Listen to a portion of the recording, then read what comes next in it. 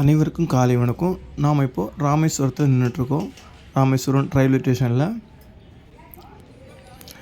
இப்போ இங்கேருந்து நம்ம ரயில்வே ஸ்டேஷன்லேருந்து வெளியே வந்து இங்கேருந்து ராமேஸ்வரம் கோயிலுக்கு போகிறோம். இப்போ நேரம் காலை 10:20 ஆயிடுச்சு. இங்கேருந்து பஸ்ஸு நேரே அந்த கோயிலுக்கு இருக்குதுன்னு சொன்னாங்க. ஆனாலும் நமக்கு நடந்து போகிற தூரம் தான் இருக்குது பாருங்கள். அப்படியே நடந்தே போயிடலாம்.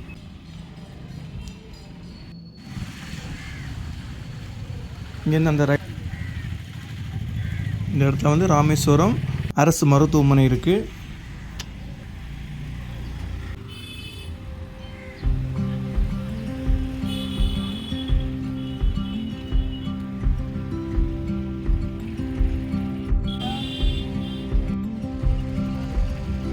கோயிலுக்கு இந்த பக்கம் தானே.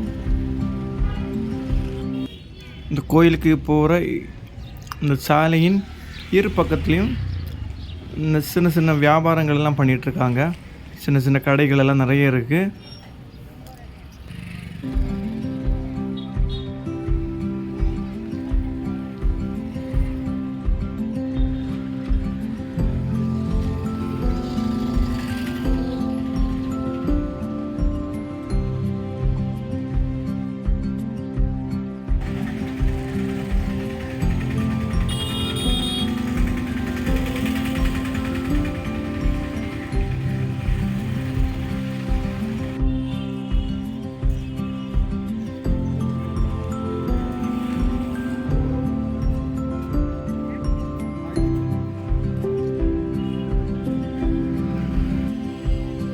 நிறைய பேர் அந்த கோயிலுக்கு போயிட்டு சாமி கும்பிட்டுட்டு வந்துட்டுருக்காங்க. இங்கேருந்து கோயில் நமக்கு தெரிஞ்சிட்ருக்கு.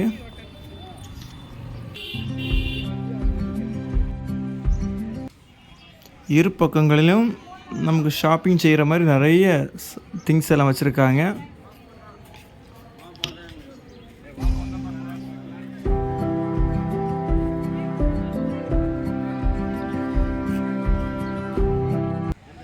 இது கோயிலோட ஒரு புறம் நம்ம இப்போ பார்த்துட்ருக்கோம். இந்த கோயிலுக்கு போகணுன்னு சொன்னால் ரொம்ப கியூ நிறைய இருக்குது பாருங்கள். இந்த இதில் வந்து ஆட்கள் நின்றுட்டுருக்காங்க. இந்த லைன் வந்து ரொம்ப தூரத்தில் இருக்குது. அதனால் வந்து கோயிலுக்கு போகிறதெல்லாம் எப்படின்னு தெரியல. ரயில்வே நிலையத்துலேருந்து இந்த ராமேஸ்வரம் கோயிலுக்கு 20 நிமிஷம் தான் நடக்கிற மாதிரி இருக்குது. அதனால் நம்ம பஸ்ஸிலலாம் வர வேண்டிய தேவை இருக்காது. நடக்க முடியாதவங்க பஸ்ஸில் வந்துக்கலாம். இல்லைன்னா ஜாலியாக வேடிக்கை பார்த்துக்கிட்டு 2 சைடும் வேடிக்கை பார்த்துட்டு வந்துடுறது நல்லது. ஆனால் வெயில் அதிகமாக இருக்குது.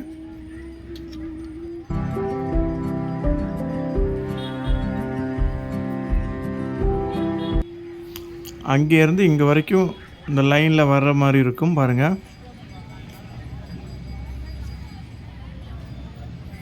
இங்கெல்லாம் நிறைய கடைகள் வச்சுருக்காங்க. இந்த பூஜைக்கு தேவையான பொருட்களும் வச்சுருக்காங்க. இங்கே பாருங்கள், இந்த இடம் வரைக்கும் நம்ம லைனில் வரணும். இங்கே போர்டு வச்சுருக்காங்க. சிறப்பு தரிசன கட்டணம் 100, 200. இந்த 100, 200 இந்த படிக்கட்டு வழியாக நேரடியாக சாமி தரிசனத்துக்கு அங்கே முன்னாடி போகிற மாதிரி இருக்கும். பொது தரிசனத்துக்கு இருக்கிறவங்க கீழ் சைடில் லைனில் நின்று போகிற மாதிரி இருக்குது. இங்கே இருந்து இந்த சுற்றுலா இடங்களுக்கான எத்தனை கிலோமீட்டர் வருது அப்படின்னு இங்கே போர்டெல்லாம் வச்சுருக்காங்க. இங்கேருந்து ரயில்வே ஸ்டேஷன் 1.5 கிலோமீட்டர் தான் சொல்லியிருக்காங்க. இது இன்னொரு நுழைவாயில்.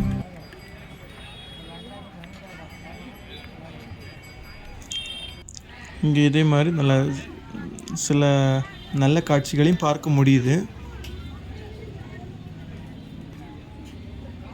இன்றைக்கி நல்ல கூட்டம் இருக்குது பாருங்கள்.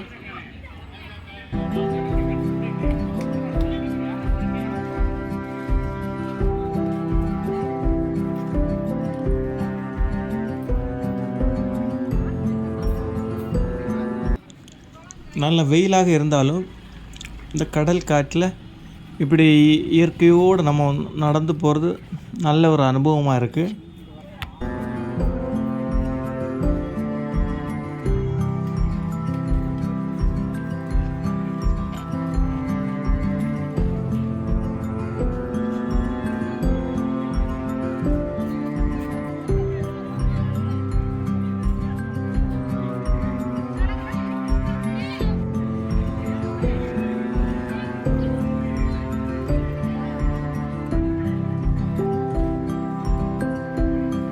நம்ம இந்த கடல் பகுதிக்கு வந்திருக்கோம்.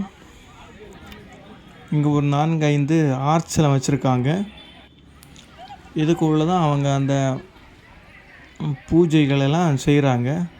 இந்த இறந்தோர்களுக்கு நினைவாகன்னு நினைக்கிறோம். இங்கேயும் சில பூஜை செய்கிற அந்த ஆட்கள் இருக்கிறாங்க.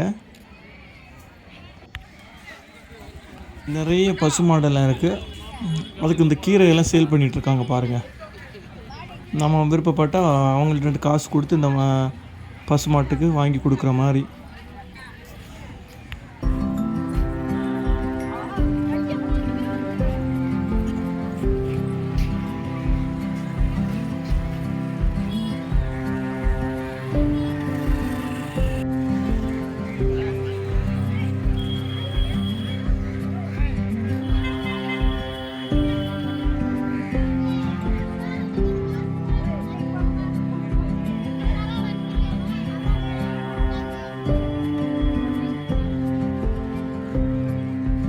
இந்த இடத்துல தலைக்கு மொட்டை போடுறாங்க.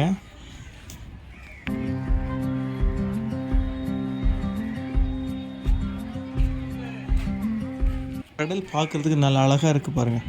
இந்த இந்த இடத்துல இருந்து பார்க்குறதுக்கு ரொம்ப அழகாக இருக்குது. நாம் இங்கேருந்து பக்கத்து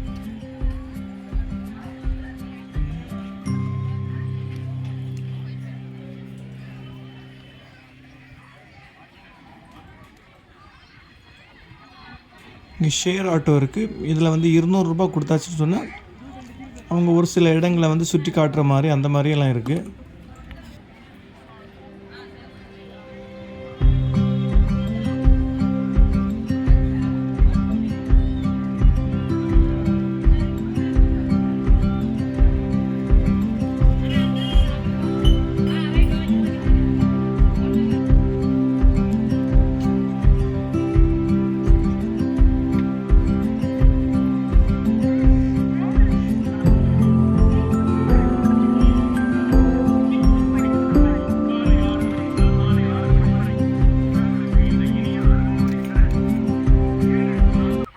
இப்படி நம்ம நடந்து வர்ற வழியிலேயே வந்து ஒரு பேருந்து நிறுத்தம் இருக்குது. இங்கே வந்து பேருந்துகளெல்லாம் நிறுத்தி வச்சுருக்காங்க.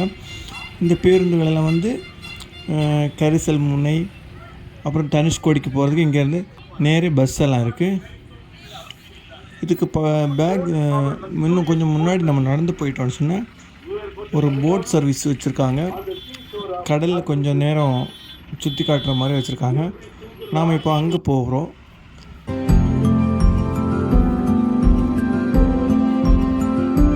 போட்டிங் சார்ஜ் வந்து 100 ரூபா வந்து வசூல் பண்ணுறாங்க. இங்கே வந்து நிறைய பேர் உட்காந்துருக்காங்க. ஏன்னா ஆள் தகஞ்ச பிறகு தான் அந்த டிக்கெட்டை தர்றாங்க. இப்போ நம்ம இந்த போட்டுக்கு ஏறுற இடத்துக்கு வந்துட்டுருக்குறோம், நடந்து வந்துட்டுருக்குறோம் பாருங்கள். இங்கே ஒரு சின்ன பாலம் மாதிரி வச்சுருக்காங்க. இந்த பாலம் வழியாக நம்ம நடந்து வந்துட்டுருக்குறோம்.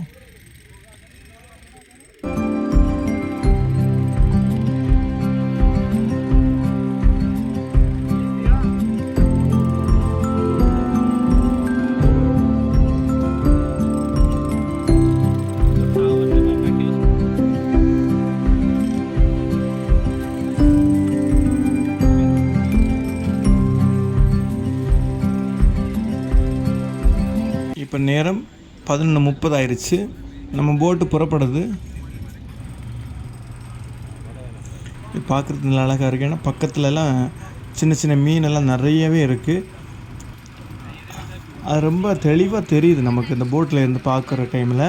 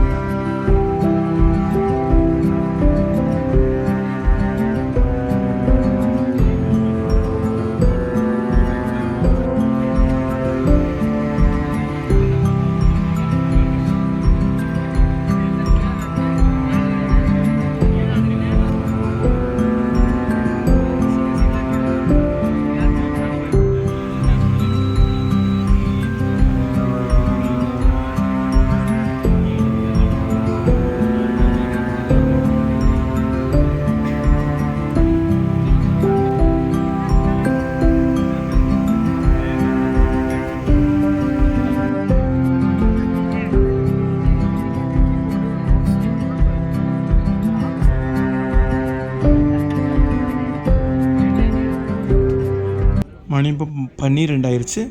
நம்மளை திருப்பி நம்மளை ஏற்றின இடத்துலையே இறக்கி விட்டுட்டாங்க. நம்ம இப்போ இந்த போட்லேருந்து இறங்கிட்டுருக்குறோம். இங்கே பாருங்கள், இந்த சின்ன சின்ன மீனெல்லாம் ரொம்ப அழகாக தெரியுது. இந்த இடத்துல ரொம்ப ஆழம் இல்லை, இந்த கரைப்பகுதி. இப்போ நம்ம முதல்ல பார்த்த அந்த பேருந்து நிலையத்தில் வந்துட்டோம். அதுலேருந்து கரிசல்மனைக்கு போகிற பஸ்ஸில் ஏறிட்டோம். இந்த வழியாகத்தான் நாம் ரயில்வே ஸ்டேஷனில் இருந்து இந்த கோவிலுக்கு வந்தோம். இப்போ பஸ்ஸில் போய்கிட்டு இருக்கிறோம்.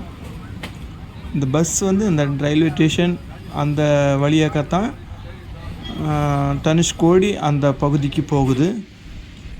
இப்போ நேரம் 12:30 மணி. இங்கே இருந்து அரிசல்முனைக்கு 30 ரூபாய் பயணச்சீட்டு.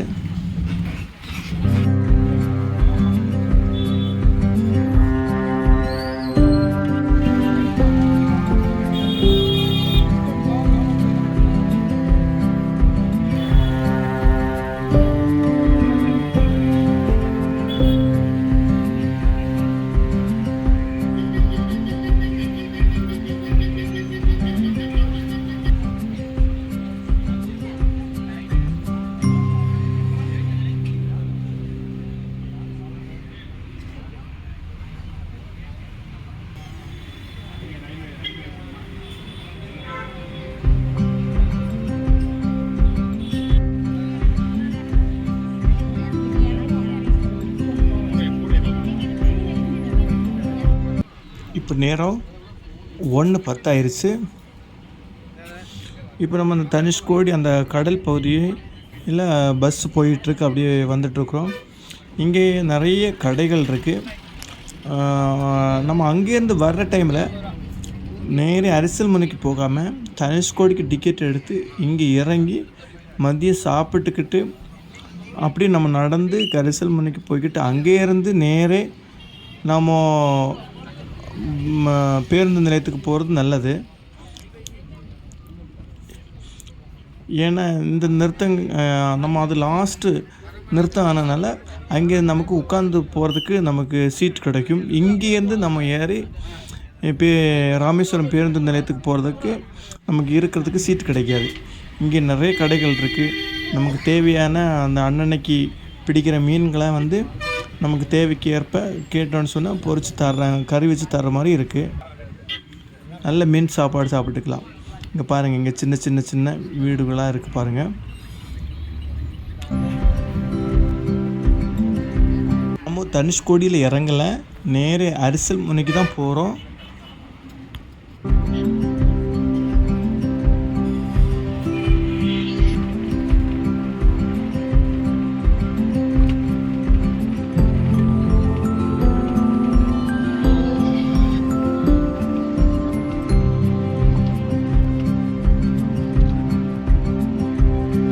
மதியம் 1:20 ஆயிடுச்சு. நம்ம பேருந்துலேருந்து இறங்கிட்டோம். நம்ம வந்த பேருந்து இது. இந்த மத்தியான டைம்லையும் இங்கே வந்து நல்ல கூட்டம் இருக்குது. இன்றைக்கி சின்ன சின்ன கடைகளெல்லாம் இங்கே நிறையவே இருக்குது.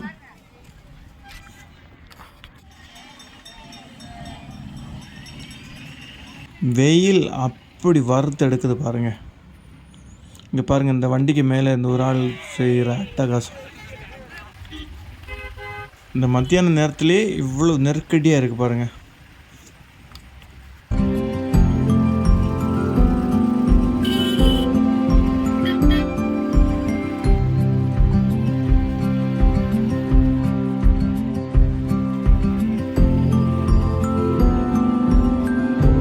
நிறையவே கடைகள் இருக்குது. தர்பூசணி பழம், அப்புறம் சோளம், அப்புறம் இந்த கடல் பாசி அதெல்லாம் விற்கிறாங்க.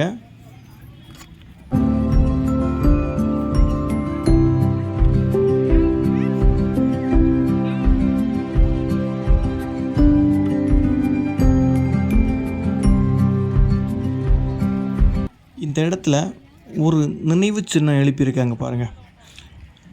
இந்த நினைவு சின்னத்துக்கு மேல் பகுதியில் ஒரு காகம் வந்து கூடு கட்டியிருக்கு. இந்த வெயில்லையும், அதுக்கு வெயிலும் தெரிய மாட்டேங்குது, ஆனால் குஞ்சு பொரிச்சிருக்கு போல் இருக்குது. ரொம்ப சத்தம் போட்டுக்கிட்டுருக்கு. இந்த இடத்துல வந்து ஒரு ஃபைனாக்குலர் வச்சுருக்காங்க. ஒரு ஆளுக்கு 100 ரூபாவாம். இங்கேருந்து பார்த்தா ஸ்ரீலங்கா தெரியும் அப்படின்னு ஒரு சில ஸ்பாட்டை காட்டுறாங்க. இந்த இடத்துல இந்த இடத்துல நம்ம புகைப்படம் நம்ம தேவைப்பட்டோன்னா எடுத்து உடனே பிரிண்ட் போட்டு கொடுக்குறாங்க. இது எங்கேயுமே பார்க்க முடியல. இது அந்த நிரந்தரமாக வச்சுருக்காங்க. அந்த மிஷின் எல்லாம் எங்கேயே கொண்டு செட் பண்ணி வச்சுருக்காங்க.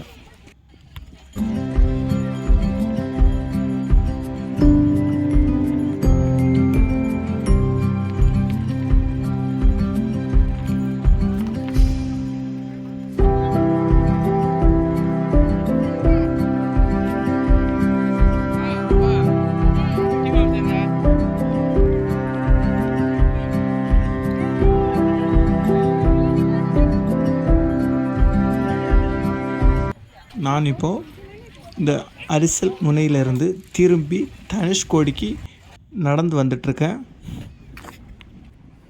இந்த இடத்துல வந்து 1964 டிசம்பர் 22 இரவில் வந்து ஒரு பெரிய புயல் வந்திருக்கு. அந்த புயலில் வந்து இந்த தனுஷ்கோடின்னு சொல்கிற ஊரே மொத்தத்துக்கு அழிஞ்சிருக்கு பாருங்கள். 23 அடி உயரத்தில் அந்த அலைகளெல்லாம் வந்து இங்கே இருந்த எல்லா கட்டடங்கள், வீடுகள், 1800 மக்கள் பக்கம் இறந்துருக்காங்க. அதில் சிதிலடைந்த சில கட்டடங்கள் எல்லாம் இங்கே பார்க்குறோம். இங்கே ஒரு சர்ச் இருந்திருக்கு பாருங்கள். இந்த சர்ச் அந்த புயலில் என்ன நிலைமை ஆகியிருக்கு பாருங்கள்.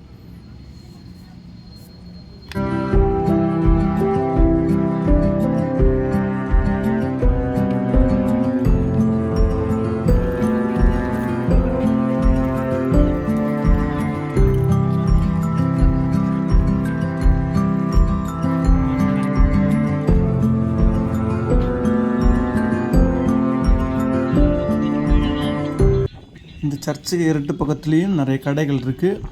இது வெளியே நம்ம நடந்து அங்கே கீழே போயிட்டோன்னா அங்கேயும் ஒரு கடல் பகுதி இருக்குது பாருங்கள். அந்த காலத்தில் இந்த புயல்னால பாதிக்கப்பட்டு ஒரு சிலர் பிழைச்சிருப்பாங்க பார்த்தீங்களா. அவங்க என்ன மனநிலையில் இருந்திருப்பாங்க. ஏன்னா கிறிஸ்மஸ் எல்லாம் கொண்டாடலான்னு இருந்திருப்பாங்கல்ல. அடுத்த நாள் யாருமே ஊரே இல்லாமல் அவங்க ஒரு சிலர் இருந்திருப்பாங்கல்ல. அவங்க நிலைமை நினச்சி பாருங்கள். இங்கே இருந்து இந்த சாலைக்கு மறுபுறத்தில் கொஞ்சம் முன்னாடி நடந்துட்டோன்னு சொன்னால் இங்கே ஒரு ரயில்வே நிலையம் இருந்திருக்கு பாருங்கள். இந்த ரயில்வே நிலையம் இந்த கட்டடம் இந்த புயலில் இவ்வளோ சேதம் அடைஞ்சிருக்குன்னா அந்த புயலோட வேகவும் இப்படி இருந்திருக்கும். அப்போ மனிதர்களெல்லாம் என்ன ஏமாற்றமாக இருப்பாங்க. இங்கேயும் ஒரு கோயில் இருந்திருக்கு. இப்போ அந்த கோயிலெல்லாம் அழிஞ்சு அந்த சில சின்ன சின்ன பகுதிகள் மட்டும் இங்கே இருக்குது. இதில் வந்து ஒரு ட்ரெயின் அந்த நேரத்தில் இங்கே வந்துட்டு இருந்திருக்கு. அந்த ட்ரெயின் மொத்தமாக கடல்லே போயிருக்கதா சொல்லிட்டாங்க. இப்போ இந்த அரசு வந்து இந்த பகுதி வந்து மனிதர்கள் வாழ தகுதியற்ற இடமாட்டே அறிவிச்சிருக்காங்க. இங்கே நிறைய மயிலெல்லாம் இருக்குது பாருங்கள். இங்கேயும் ஒரு சின்ன கோயில் இருக்குது. இப்போ கூட இந்த பகுதிகளுக்கு மின்சார வசதிகள் எதுவுமே செய்யப்படலை. ஏன்னா வாழ தகுதியற்ற இடமாக அறிவிச்சிருக்காங்க. அதனால் மக்கள் வந்து பகல் நேரங்களில் வந்து இங்கே வியாபாரம் எல்லாம் பண்ணுறாங்க. மற்றபடி அவங்க வேறு இடத்துலலாம் இருக்கிறாங்க போல் இருக்குது இங்கே இருக்கிற மக்களும். இப்போது நம்ம இந்த கடலை ரசிக்கலைன்னு சொன்னாலும் இந்த தனுஷ்கோடி பகுதிக்கு வந்து இந்த இடங்களெல்லாம் நம்ம பார்த்துருக்கணும் பாருங்கள். ஏன்னா நம்ம லைட் ஹவுஸுக்கு பக்கத்துலேயே இந்த தேவாலயம், இந்த ரயில்வே நிலையமெல்லாம் இருக்குது பாருங்கள். அதனால் தனுஷ்கோடி வர்றவங்க கண்டிப்பாக இந்த இடங்களெல்லாம் பாருங்கள். இங்கே இந்த லைட் ஹவுஸுக்கு நுழைவு கட்டணம் வந்து 10 ரூபா வசூல் பண்ணுறாங்க. லைட் ஹவுஸ் திங்கட்கிழமை விடுமுறை, எல்லா திங்கட்கிழமையுமே விடுமுறை. மீதி நாட்கள் எல்லா நாட்களும் இருக்குது. கால் 10லேருந்து 1 மணி வரைக்கும், அப்புறம் 1 மணிலேருந்து சாயந்தரம் 5 மணி வரைக்கும் இருக்குது பாருங்கள். கண்டிப்பாக இந்த லைட் ஹவுஸ் வாங்க. ஏன்னா இந்த வியூ வந்து வித்தியாசமாக இருக்குது, ரொம்ப அழகாக இருக்குது. நிறைய லைட் ஹவுஸ் போயிருக்கோம், ஆனால் இந்த மாதிரி ஒரு வியூ வேறு எங்கேயுமே பார்த்ததும் இல்லை, பார்க்க கிடைக்காதுன்னு நினைக்கிறேன். இது பார்க்குறதுக்கு ரொம்ப அழகாக இருக்குது பாருங்கள். இங்கே மேலே இருந்துட்டு நம்ம இந்தியா மேப்பில் இருக்கிற ஒரு இறுதி முனையை பார்க்குற பார்க்க முடியும். நம்ம பக்கத்துலேயும் போய் பார்த்துக்கலாம். ஆனால் மேலேருந்து பார்க்குற அந்த ஒரு இதற்கு பாருங்கள், ரொம்ப அழகாக இருக்குது இந்த பார்வைக்கு. குளுத்தூரில் இருந்து இது வரைக்கும் காஃபி செலவு போக மொத்தத்துக்கு எனக்கு செலவானது 280 ரூபா. திரும்ப நம்ம ட்ரெயினில் போகலை, நேரே ராமேஸ்வரம் பேருந்து நிலையத்திற்கு போய் அங்கேருந்து நேரடியாக மார்த்தாண்டம் இல்லை நாகர்கோவிலுக்கு ஏதாவது பஸ் இருந்ததுன்னா அந்த பஸ்ஸில் கிளம்பி ஊருக்கு போகிற மாதிரி இருக்கும். இப்போ நேரம் 3:20 ஆகுது. நம்ம இப்போ ராமேஸ்வரம் பேருந்து நிலையத்துக்கு வந்துட்டோம் பாருங்கள். நேரம் 5:10 சாயந்தரம். இங்கேருந்து திருநெல்வேலிக்கு நேர பஸ்ஸு கிடச்சிருச்சு. இந்த பஸ்ஸுக்கான டிக்கெட்டு 200 ரூபா. உங்கள் கருத்துக்களை பதிவிடுங்கள். நன்றி.